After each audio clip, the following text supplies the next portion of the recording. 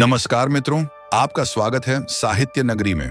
आज हम लेकर आए हैं एक ऐसी मार्मिक कहानी जो न केवल आपके मन को स्पर्श करेगी बल्कि आपको गहरे विचारों में भी डुबो देगी।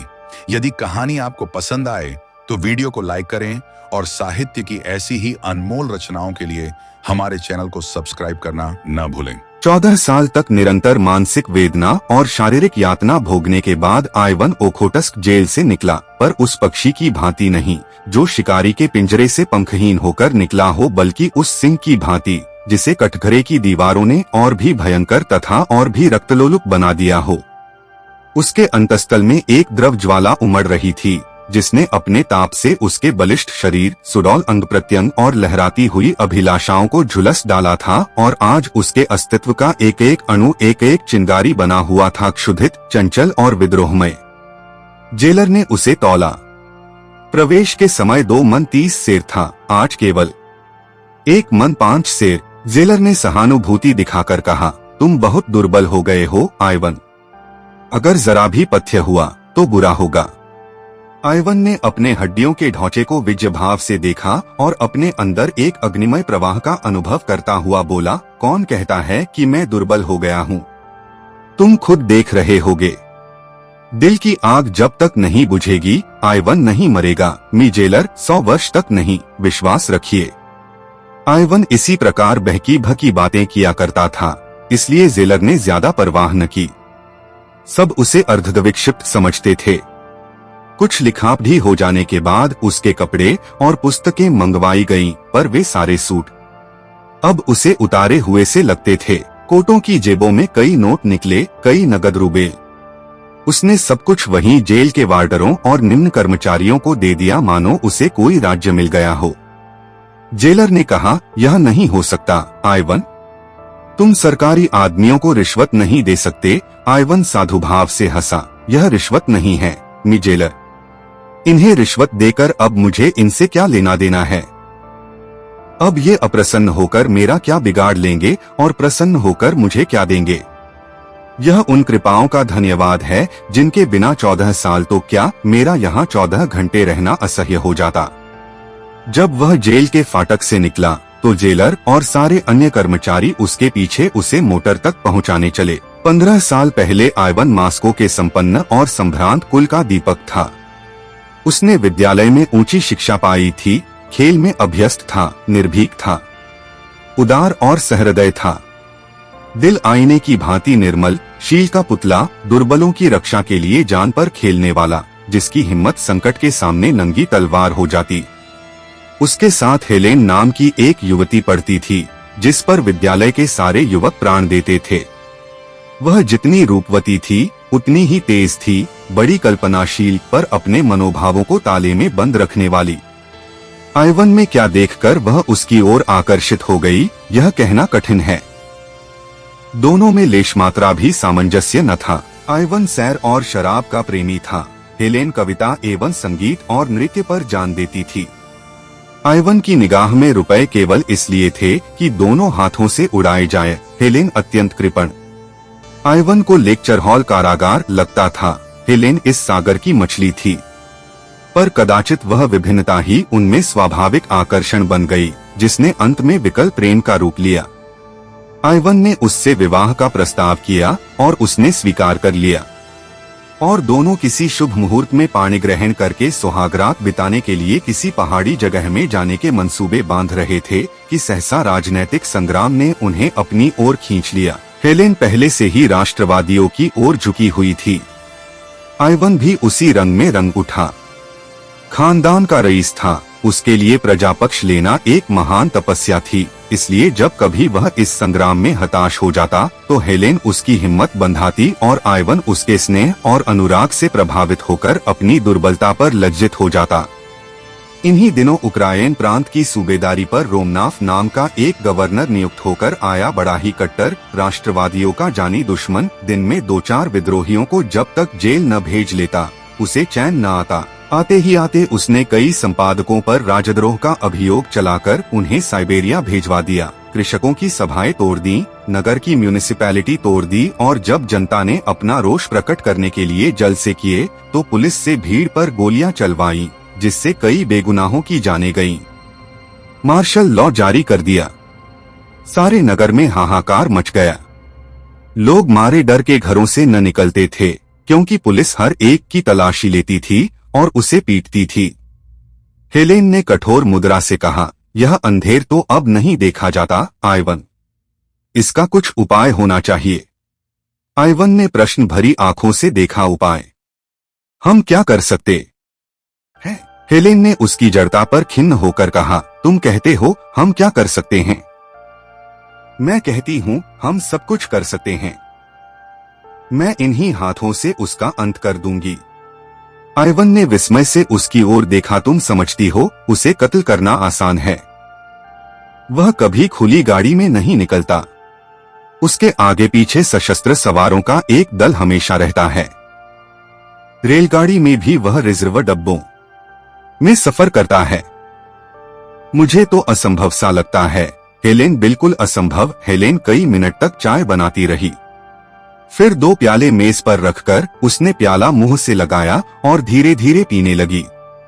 किसी विचार में तन्मय हो रही थी। सहसा उसने प्याला मेज पर रख दिया और बड़ी बड़ी आंखों में तेज भरकर बोली, यह सब कुछ होते हुए भी मैं उसे कत्ल कर सकती हूँ, आइवन। आदमी एक बार अपनी जान पर खेलकर सब कुछ कर सकता है। जानते हो मैं क्या करूंगी? मैं उससे राहोरस्म पैदा करूंगी, उसका विश्वास प्राप्त करूंगी, उसे इस भ्रांति में डालूंगी कि मुझे उससे प्रेम है। मनुष्य कितना ही हृदयहीन हो, उसके हृदय के किसी न किसी कोने में पराग की भांति रस छिपा ही रहता है।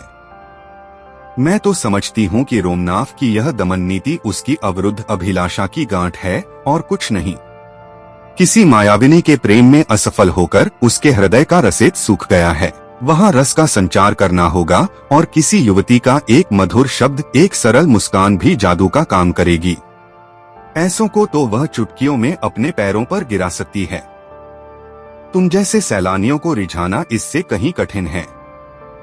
अगर तुम यह स्वीकार करते हो कि मैं रूपहीन नहीं हूँ, तो मैं तुम्हें विश्वास दिलाती हूँ कि मेरा कार्य सफल होगा। बतलाओ मैं रूपवती हूँ या नहीं? उसने तिरछी आंखों से आइवन को देखा। आइवन इस भावविलास पर मुग्धा होकर बोला, तुम यह मुझसे पूछती हो, हेलेन? मैं तो तुम्हें संसार की। हेलेन ने उसकी बात काटकर कहा, अगर तुम ऐसा समझते हो तो तुम मूर्ख हो, आइवन। इस नगर में नहीं, हमारे विद्यालय में ही मुझसे कहीं रूपवती बालिकाएं मौजूद हैं। हाँ, तुम इतना ही कह सकते हो कि तुम कुरूपा नहीं हो।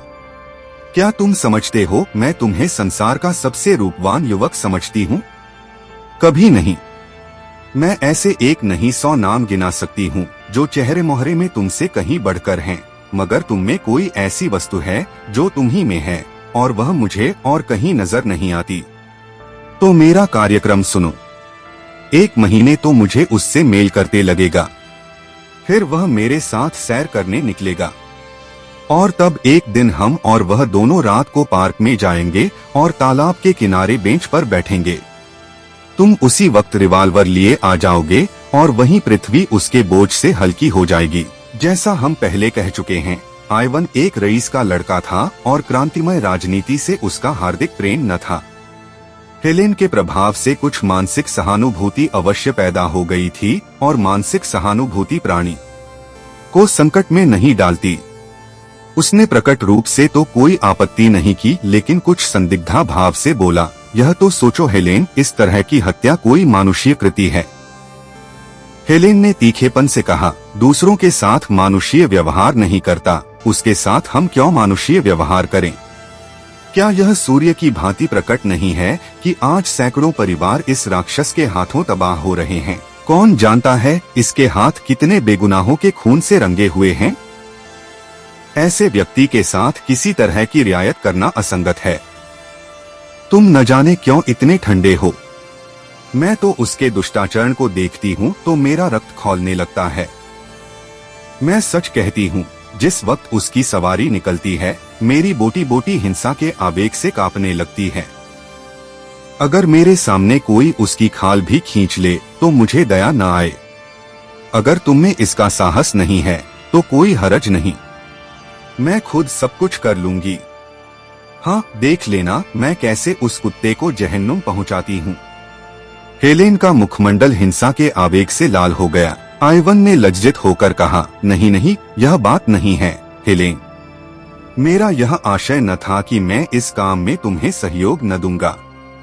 मुझे आज मालूम हुआ कि तुम्हारी आत्मा देश की दुर्दशा से कितनी विकल है, लेकिन मैं फिर यही कहूँगा कि यह काम इतना आसान नहीं है और हमें बड़ी सावधानी से काम लेना पड़ेगा। हेलेन ने उसके कंधों पर हाथ रखकर कहा, तुम इसकी कुछ चिंता न करो आइवन। संसार में मेरे लिए जो वस्तु सबसे प्यारी है, उसे दांव पर रखते हुए क्या मैं सावधानी से काम न लूंगी। लेकिन तुमसे एक याचना करती हूँ, अगर इस बीच में कोई ऐसा काम करूं जो तुम्हें बुरा मालूम हो तो तुम मुझे क्षमा करोगे न? आइवन ने विस्मय भरी आंखों से हेलेन के मुख की ओर देखा। उसका आशय उसकी समझ में न आया। हेलेन डरी। आइवन कोई नई आपत्ति तो नहीं खड़ी करना चाहता। आश्वासन के लिए अपने मुख को उसके आतुर आधारों के समीप ले जाकर बोली, प्रेम का अभिनय करने में मुझे वह सब कुछ करना पड़ेगा जिस पर एकमात्र तुम्हारा ही अधिकार है। मैं डरती हूँ कहीं तुम मुझ पर संदेह न करने लगो। आइवन ने उसे करपाश में लेकर कहा, यह असंभव है हेलेन, विश्वास प्रेम की पहली सीढ़ी है। अंतिम शब्द कहते कहते उसकी आंखें झुक गईं। इन शब्दों में उदारता का जो आदर्श था वह उस पर पूरा उतरेगा या नहीं, वह यही सोचने लगा। इसके 3 दिन पीछे नाटक का सूत्रापात हुआ। हेलेन अपने ऊपर पुलिस के निराधार संदेह की फरियाद लेकर रोमनाफ से मिली और उसे विश्वास दिलाया कि पुलिस के अधिकारी उससे केवल इसलिए असंतुष्ट हैं कि वह उनके कलुषित प्रस्तावों को ठुकरा रही है। यह सत्य है कि विद्यालय में उसकी संगति कुछ उग्र युवकों से हो गई थी, पर विद्यालय से निकलने के बाद उसका उनसे कोई संबंध नहीं है। रोमनाफ जितना चतुर था, उससे कहीं चतुर अपने को समझता था। अपने 10 साल के अधिकारी जीवन में उसे किसी ऐसी रमणी से साबिका न पड़ा था जिसने उसके ऊपर इतना विश्वास करके अपने को उसकी दया पर छोड़ दिया हो। किसी धनलोलुप की भांति सहसा यह धनराशि देखकर उसकी आंखों पर पर्दा पड़ गया।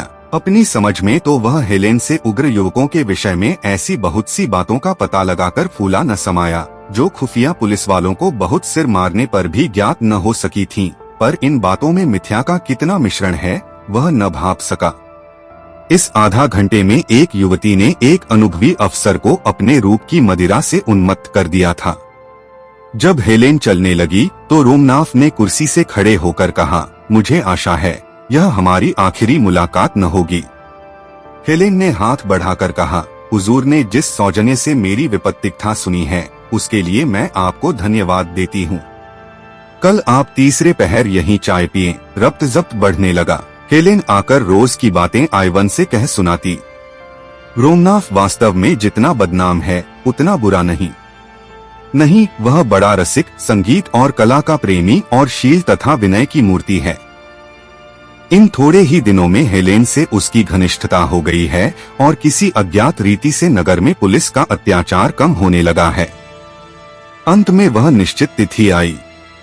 आइवन और हेलेन दिन भर बैठे बैठे इसी प्रश्न पर विचार करते रहे। आइवन का मन आज बहुत चंचल हो रहा था। कभी अकारण ही हंसने लगता, कभी अनायास ही रो पड़ता। शंका, प्रतीक्षा और किसी अज्ञात चिंता ने उसके मनोसागर को इतना अशांत कर दिया था कि उसमें भावों की नौकाएं डगमगा रही थीं, न मार्ग का पता था न दिशा का। हेलेन भी आज बहुत चिंतित और गंभीर थी। आज के लिए उसने पहले ही से सजीले वस्त्र बनवा रखे थे।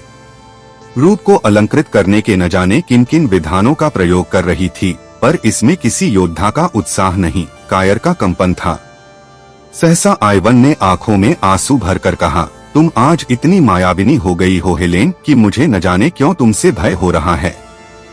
हेलेन मुस्काई। उस मुस्कान में करुणा भरी हुई थी। मनुष्य को कभी कभी कितने ही अप्रिय कर्तव्यों का पालन करना पड़ता है। आइवन, आज मैं सुधा से विष का काम लेने जा रही हूँ।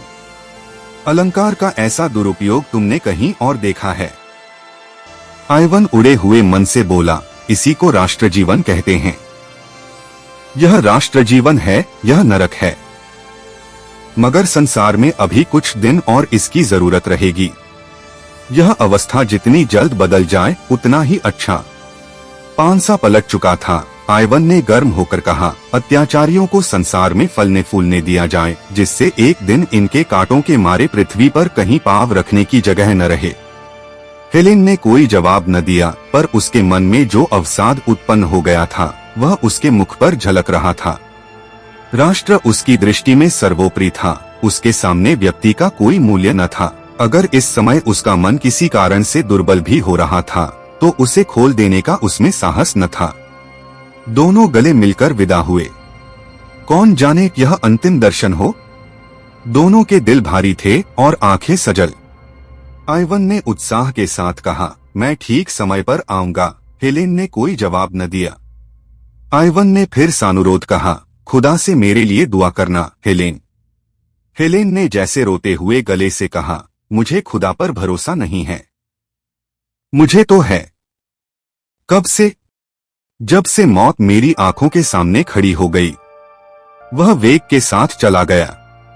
संध्या हो गई थी और 2 घंटे के बाद ही उस कठिन परीक्षा का समय आ जाएगा जिससे उसके प्राण कांप रहे थे। वह कहीं एकांत में बैठकर सोचना चाहता था। आज उसे ज्ञात हो रहा था कि वह स्वाधीन नहीं है। बड़ी मोटी जंजीर उसके एक एक अंग को जकड़े हुए थी। इन्हें वह कैसे तोड़े? 10 बज गए थे। हेलेन और रोमनाफ पार्क के एक कुंज में बेंच पर बैठे हुए थे। तेज बर्फीली हवा चल रही थी।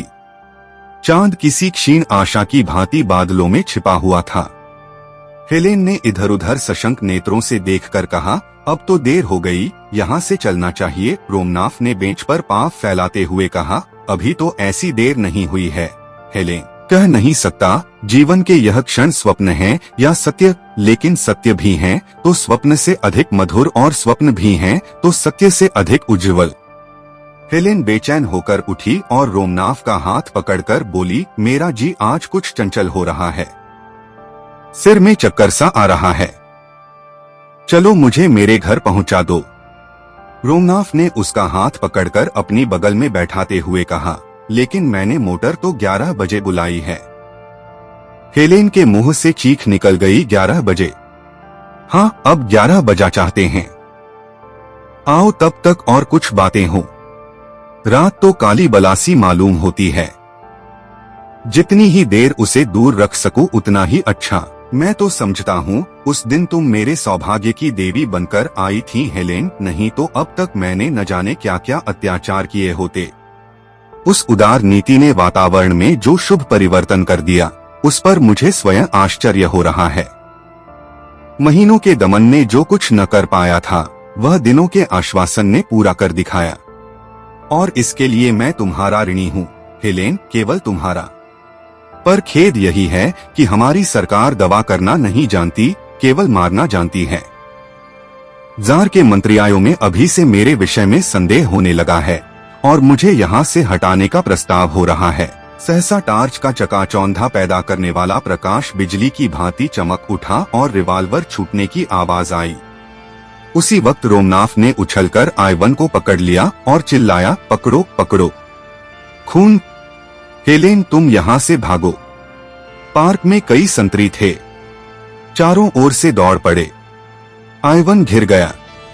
एक क्षण में न जाने कहां से टाउन पुलिस, सशस्त्र पुलिस, गुप्त पुलिस और सवार पुलिस के जत्थे आ पहुंचे। आइवन गिरफ्तार हो गया। रोमनाफ ने हेलेन से हाथ मिलाकर संदेह के स्वर में कहा, यह आइवन तो वही युवक है जो तुम्हारे साथ विद्यालय में था। हेलेन ने क्षुब्ध होकर कहा, हाँ है, लेकिन मुझे इसका जरा भी अनुमान न था कि वह क्रांतिकारी हो गया है।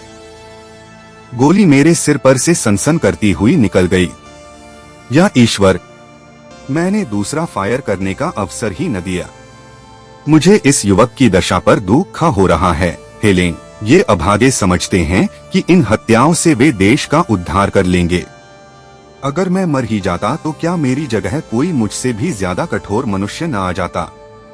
लेकिन मुझे जरा भी क्रोध, दुख या भय नहीं है। हेलेन, तुम बिल्कुल चिंता न करना। चलो मैं तुम्हें पहुंचा दूं। रास्ते भर रोमनाफ इस आघात से बच जाने पर अपने को बधाई और ईश्वर को धन्यवाद देता रहा और हेलेन विचारों में मग्न बैठी रही। दूसरे दिन मजिस्ट्रेट के इजलास में अभियोग चला और हेलेन सरकारी गवाह थी। आइवन को मालूम हुआ कि दुनिया अंधेरी हो गई है और वह उसकी अथाह गहराई में धंसता चला जा रहा है। 14 साल के बाद आइवन रेलगाड़ी से उतरकर हेलेन के पास जा रहा है। उसे घर वालों की सुध नहीं है। माता और पिता उसके वियोग में मरणासन्न हो रहे हैं, इसकी उसे परवाह नहीं है। वह अपने 14 साल के पाले हुए हिंसा भाव से उन्मत्त हेलेन के पास जा रहा है, पर उसकी हिंसा में रक्त की प्यास नहीं है, केवल गहरी दाहक दुर्भावना है। इन 14 सालों में उसने जो यातनाएं झेली हैं, उनके 2-4 वाक्यों में मानो सत्य निकालकर विष के समान हेलेन की धमनियों में भरकर उसे तड़पते हुए देखकर वह अपनी आंखों को तृप्त करना चाहता है। और वह वाक्य क्या है? हेलेन, तुमने मेरे साथ जो दगा की है वह शायद त्रियाचरित्र के इतिहास में भी अद्वितीय है। मैंने अपना सर्वस्व तुम्हारे चरणों पर अर्पण कर दिया। मैं केवल तुम्हारे इशारों का गुलाम था। तुमने ही मुझे रोमनाफ की हत्या के लिए प्रेरित किया और तुमने ही मेरे विरुद्ध साक्षी दी, केवल अपनी कुटिल कामलिप्सा को पूरा करने के लिए। मेरे विरुद्ध कोई दूसरा प्रमाण न था। रोमनाफ और उसकी सादी पुलिस भी झूठी शहादतों से मुझे परास्त न कर सकती थी, मगर तुमने केवल अपनी वासना को तृप्त करने के लिए, केवल रोमनाफ के विषाक्त आलिंगन का आनंद उठाने के लिए मेरे साथ यह विश्वासघात किया। पर आंखें खोलकर देखो कि वही आइवन जिसे तुमने पैर के नीचे कुचला था, आज तुम्हारी उन सारी मक्कारियों का पर्दा खोलने के लिए तुम्हारे सामने खड़ा है। तुमने राष्ट्र की सेवा का बीड़ा उठाया था। तुम अपने को राष्ट्र की वेदी पर होम कर देना चाहती थीं, किंतु कुत्सित कामनाओं के पहले ही प्रलोभन में तुम अपने सारे बहुरूप को तिलांजलि देकर भोगलालसा की गुलामी करने पर उतर गईं। अधिकार और समृद्धि के पहले ही टुकड़े पर तुम दुम हिलाती हुई टूट पड़ी। धिक्कार है तुम्हारी इस भोगलिप्सा को, तुम्हारे इस कुत्सित जीवन को। संध्याकाल था। पश्चिम के क्षितिज पर दिन की चिता जलकर ठंडी हो रही थी और रोमनाफ के विशाल भवन में हेलेन की अर्थी को ले चलने की तैयारियां हो रही थीं। नगर के नेता जमा थे और रोमनाफ अपने शोककंपित हाथों से अर्थी को पुष्पहारों से सजा रहा था एवं उन्हें अपने आत्मजल से शीतल कर रहा था। उसी वक्त आइवन उन्मत्त वेश में, दुर्बल, झुका हुआ, सिर के बाल बढ़ाए, कंकाल सा आकर खड़ा हो गया। किसी ने उसकी ओर ध्यान न दिया। समझे कोई भिक्षुक होगा जो ऐसे अवसरों पर दान के लोभ से आ जाया करते हैं। जब नगर के बिशप ने अंतिम संस्कार समाप्त किया और मरियम की बेटियां नए जीवन के स्वागत पर गीत गा चुकी, तो आइवन ने अर्थी के पास जाकर आवेश से कांपते हुए स्वर में कहा, यह वह दुष्टा है जिसे सारी दुनिया की पवित्र आत्माओं की शुभ कामनाएं भी नरक की यातना से नहीं बचा सकती। वह इस योग्य थी कि उसकी लाश। कई आदमियों ने दौड़कर उसे पकड़ लिया और धक्के देते हुए फाटक की ओर ले चले। उसी वक्त रोमनाफ ने आकर उसके कंधों पर हाथ रख दिया और उसे अलग ले जाकर पूछा, दोस्त, क्या तुम्हारा नाम क्लॉडियस आइवनाफ है? हाँ, तुम वही हो। मुझे तुम्हारी सूरत याद आ गई। मुझे सब कुछ मालूम है, रत्ती रत्ती मालूम है। हेलेन ने मुझसे कोई बात नहीं छिपाई। अब वह इस संसार में नहीं है। मैं झूठ बोलकर उसकी कोई सेवा नहीं कर सकता। तुम उस पर कठोर शब्दों का प्रहार करो या कठोर आघातों का, वह समान रूप से शांत रहेगी, लेकिन अंत समय तक वह तुम्हारी याद करती रही। उस प्रसंग की स्मृति उसे सदैव रुलाती रहती थी। उसके जीवन की यह सबसे बड़ी कामना थी कि तुम्हारे सामने घुटने टेककर क्षमा की याचना करे। मरते मरते उसने यह वसीयत की कि जिस तरह भी हो सके उसकी यह विनय तुम तक पहुंचाओ कि वह तुम्हारी अपराधिनी है और तुमसे क्षमा चाहती है। क्या तुम समझते हो, जब वह तुम्हारे सामने आंखों में आंसू भरे आती तो तुम्हारा हृदय पत्थर होने पर भी न पिघल जाता? क्या इस समय भी तुम्हें दीन याचना की प्रतिमा सी खड़ी नहीं दिखती? चलकर उसका मुस्कुराता हुआ चेहरा देखो। मोशियो आइवन, तुम्हारा मन अब भी उसका चुंबन लेने के लिए विकल हो जाएगा। मुझे जरा भी ईर्ष्या न होगी। उस फूलों की सेज पर लेटी हुई वह ऐसी लग रही है मानो फूलों की रानी हो। जीवन में उसकी एक ही अभिलाषा अपूर्ण रह गई आइवन, वह तुम्हारी क्षमा है। प्रेमी हृदय बड़ा उदार होता है आइवन, वह क्षमा और दया का सागर होता है। ईर्ष्या और दंभ के गंदे नाले उसमें मिलकर उतने ही विशाल और पवित्र हो जाते हैं।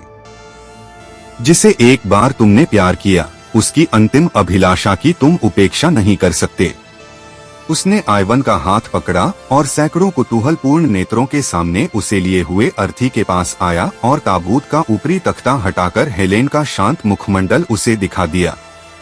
उस निस्पंद, निश्चेष्ट, निर्विकार छवि को मृत्यु ने एक दैवी गरिमासी प्रदान कर दी थी, मानो स्वर्ग की सारी विभूतियां उसका स्वागत कर रही हैं। आयवन की कुटिल आंखों में एक दिव्य ज्योतिषी चमक उठी और वह दृश्य सामने खिंच गया जब उसने हेलेन को प्रेम से आलिंगित किया था और अपने हृदय के सारे अनुराग और उल्लास को पुष्पों में गूंथकर उसके गले में डाला था। उसे जान पड़ा, यह सब कुछ जो उसके सामने हो रहा है स्वप्न है, और एकाएक उसकी आंखें खुल गई हैं और वह उसी भांति हेलेन को अपनी छाती से लगाए हुए है। उस आत्मानंद के एक क्षण के लिए क्या वह फिर 14 साल का कारावास झेलने के लिए न तैयार हो जाएगा? क्या अब भी उसके जीवन की सबसे सुखद घड़ियां वही न थीं, जो हेलेन के साथ गुजरी थीं, और क्या उन घड़ियों के अनुपम आनंद को वह इन 14 सालों में भी भूल सका था? उसने ताबूत के पास बैठकर श्रद्धा के कांपते हुए कंठ से प्रार्थना की, ईश्वर, तू मेरे प्राणों से प्रिय हेलेन को अपनी क्षमा के दामन में ले। और जब वह ताबूत को कंधों पर लिए चला तो उसकी आत्मा लज्जित थी अपनी संकीर्णता पर, अपनी उद्विग्नता पर, अपनी नीचता पर, और जब ताबूत कब्र में रख दिया गया तो वह वहां बैठकर न जाने कब तक रोता रहा। दूसरे दिन रोमनाफ जब फातिहा पढ़ने आया तो देखा आयवन सिजदे में सिर झुकाए हुए है और उसकी आत्मा स्वर्ग को प्रयाण कर चुकी है।